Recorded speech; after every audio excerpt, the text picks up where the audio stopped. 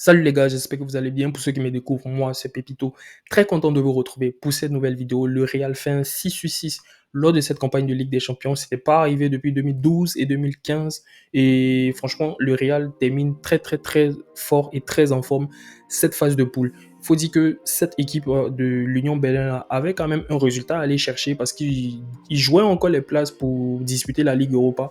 Mais voilà, ils n'ont pas pu gagner le Real. Et cette équipe-là, en tout cas, on l'a vu dès le début du match, en tout cas, essayait de mettre ce premier but-là qui allait leur permettre de jouer derrière, puis voilà, d'essayer de conserver le score, tout ça, etc.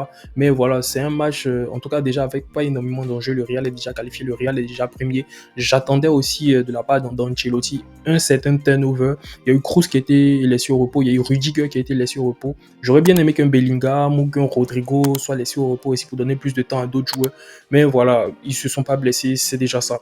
Du coup, déjà Valverde, on a vu que il était positionné devant la défense. C'est pas trop son poste. Il a fait ce qu'il pouvait faire. Il a été même remplacé à la mi-temps. Et Rudiger qui est rentré à la fin, voilà, à la barre, qui n'était pas trop ça. Je vais revenir sur ça. Mais cette équipe de Berlin, là, en tout cas, dans les premières minutes, a essayé de gêner le Real, mais le Real a repris le courant du jeu, voilà, avec sa maîtrise habituelle qu'on connaît. Voilà, il y a des matchs, en fait, tu sais plus ou moins à quoi t'attendre. Voilà, c'est juste, c'est un petit détail que tu vas observer ou quoi que ce soit. On s'attendait tous à ce que voilà, le Real ait cette maîtrise à tout ça.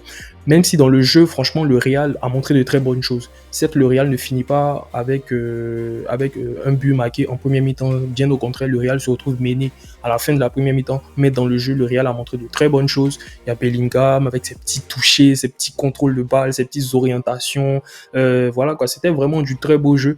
Et il y a eu Roselu aussi qui a un peu raté, voilà, Roselu qui a raté sur, je crois même que c'était une passe en retrait d'un défenseur de l'Union Berlin. Il a essayé un extérieur, il a raté. Roselu, j'ai l'impression que son pied laisse tomber, mais sa tête, il est très très très bon. Parce que juste avant ça aussi, de la tête, il a frôlé la barre transversale sur un bon centre de Fran Garcia. Fran Garcia, il fait de très bons centres aussi. Il fait de très bons centres. Lui, il a été titularisé, j'ai oublié de le mentionner, titularisé à la place de Mendy. Offensivement, il a beaucoup à apporter Fran Garcia parce que offensivement, il est bon. C'est plus défensivement, il y a un petit souci, mais bon, j'attends encore de voir. Voilà. Mais très bon sur un très bon centre, il y a Roselu qui met une tête, qui frôle là-bas. Franchement, c'est voilà, c'est plutôt un match correct du Real. Voilà, on s'attendait plus ou moins à ça. Et il y a le penalty raté par Modric. Bon, ça arrive. On ne va pas blâmer Modric. Il n'a pas l'habitude de tirer les penaltys. C'est pas un gros match, c'est pas un match avec énormément d'enjeux. Mais ce penalty, il était mal tiré. Voilà, il était clairement mal tiré. Il n'a même pas été mis à mi-hauteur. Il a été mis au milieu. Le gardien même avait plongé de l'autre côté. Malgré ça, il a pu enlever le ballon. Voilà, ça montre à quel point c'était mal tiré. Puis juste après ça, tu as la contre-attaque. Alors sur la contre-attaque, la défense centrale du Real, franchement, n'a pas été bonne. Voilà, Nacho déjà qui rate son intervention et Alaba, en tout cas, lui, voilà. Lui, par rapport à Nacho, il a pu faire quelque chose, mais voilà, il a mal ramené le ballon. Bref, il a mal... il a raté son dégagement. Voilà, il a vraiment raté son dégagement. T'as Volante qui prend le ballon, petit coup d'épaule, bon voilà, il n'y a pas faute, et qui met le but. Et le Real se retrouve mené. Et Kepa, bon, le premier but, c'est pas sa faute, mais le deuxième, je pense qu'il pouvait quand même faire quelque chose. Kepa, voilà quoi. Moi, je suis toujours pas vraiment rassuré, je suis toujours pas vraiment satisfait de ses performances. Pour moi, Lonin doit être titulaire jusqu'au retour de Courtois. Voilà, pour moi, c'est ça, c'est clair et net. Kepa, franchement, faut qu'il reste sur le banc. Même sur certaines actions, oui, il y a une action où il a raté le ballon. Il y a une action où il a raté le ballon.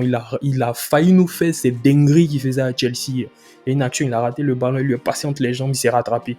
Bon, Kepa, c'est bizarre. Tu sais pas, tu sais jamais à quoi t'attendre avec lui. Et ce genre de gardien là, dans certains matchs assez importants, il peut te faire en tout cas de très grosses erreurs qui vont te coûter. Ça me rappelle un peu Donnarumma à ces temps-ci. Ça me rappelle Loris Karius, le gardien de Liverpool. Tous les supporters du Real se rappellent très bien de lui. Du coup, voilà, quand le Real qui finit mené 1-0 à la première mi-temps, dès le retour, on a Roselu. Roselu, en tout cas de la tête, c'est quelque chose. Du pied, tu lui donnes le ballon, il essaie des extérieurs, il fait je sais pas quoi, il rate. Mais de la tête, il est très bon, faut le dire. Et moi, j'apprécie en tout cas ce profil qu'il a là, parce que ça...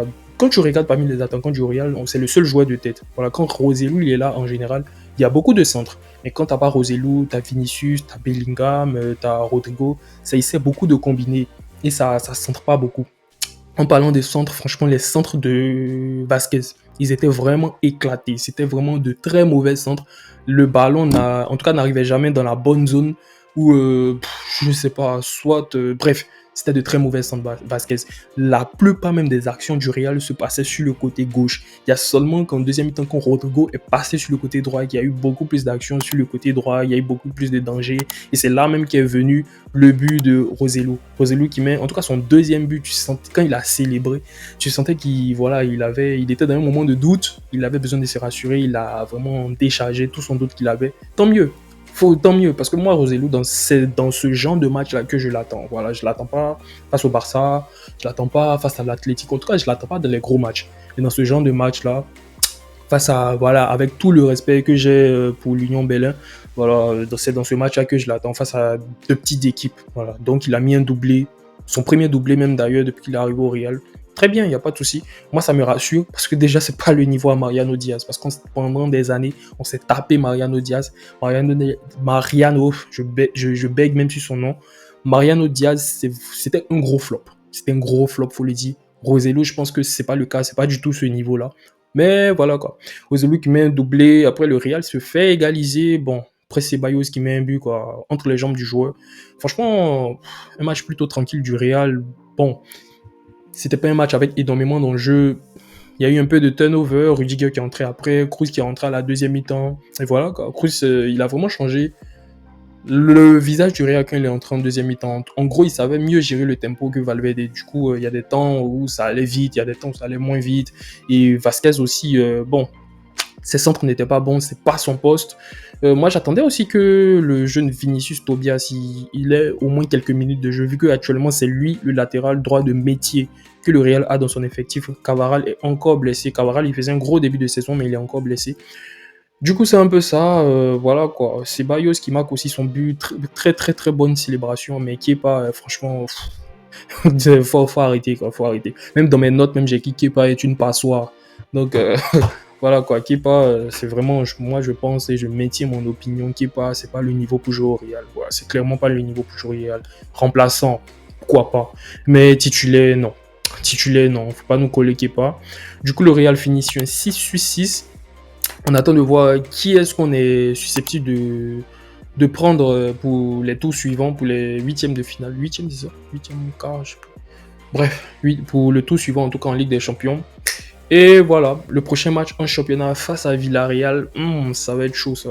Franchement, je sais pas.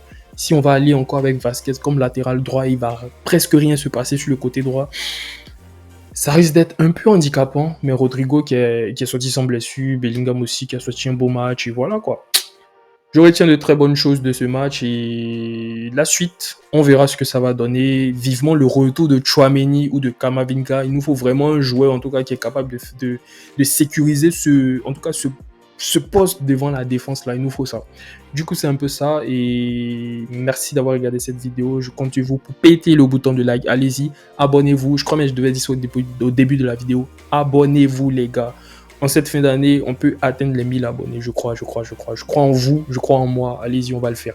Du coup, abonnez-vous, pétez-moi ce bouton de like. N'hésitez surtout pas aussi à activer la cloche de notification. Très important.